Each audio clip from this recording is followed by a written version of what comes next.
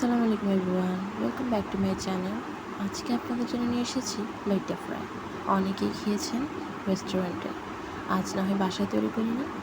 তার জন্য নিয়েছি আমি পরিমাণ মতো লবণ, হাফ চা চামচ হলুদের গুঁড়া, 1 চামচ মরিচের গুঁড়া, আর একটু করে দিব যা যা জাল খেতে মন চায় এর থেকে বেশি বা কম নিতে পারেন।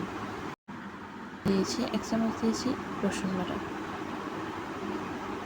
এগুলোকে ভালো মতন মিক্স করে নিই।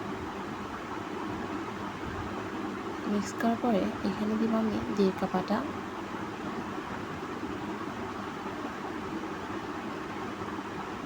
1.5 কাপ আটা দিয়ে ভালো মতো মিক্স করে নিতে হবে, কিছুক্ষণ রেখে দিতে হবে।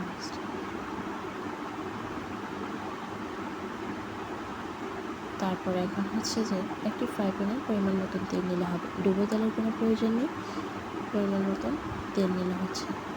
তারপরে এক এক করে তেল গরম হওয়ার সাথে সাথে লইট্টা মাছগুলো দিয়ে দিলাম। লইট্টা মাছগুলোকে দেওয়ার পর চুলার আঁচ একদম লো ফ্লেমে রাখতে হবে না, হাই স্পিডে রাখলে হবে, কারণ লইট্টা মাছ এমনিতেই নরম থাকে, যার কারণে এটা খুব দ্রুত হয়ে যায়। লালচে কালার আনার জন্য চুলার আঁচ বাড়িয়ে রাখতে হবে, তবে লালচে কালার আসবে। এখন আমি উল্টিয়ে দিচ্ছি। মিনিমাম আমার লালচে কালার আসতে 6 থেকে 7 মিনিট লেগেছে। এই যে সবগুলো লালচে কালার হয়ে গিয়েছে, কত সুন্দর করে ফ্রাই হয়ে গেল, দেখতে কত না সুস্বাদু লাগছে। এখন আমি নিয়ে নিচ্ছি।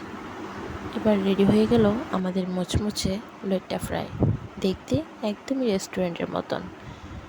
এটা আমরা বাসায় তৈরি করে ফেলতে পারি অনেক সহজে। আমার ভিডিও পেতে আমার চ্যানেলটি সাবস্ক্রাইব করে রাখুন।